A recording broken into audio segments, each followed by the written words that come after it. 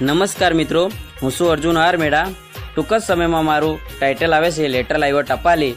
તમારી સુધી પહોંચશે એ ટાઇટલ ફૂલ સોંગ 18 તારીખના રોજ રવિવારના દિવસે આવશે આ ટાઇટલ, અને તમે આગળથી આગળ શેર કરજો એવી સૌને મારી નમ્ર વિનંતી, ભાઈઓ તેમજ બહેનોને કે આગળ જરૂરથી શેર કરજો। જય માતાજી। दिल में दगो करी गई, एकलो माने मेली गई, लेटर लायो टपाली, राजेश भाई।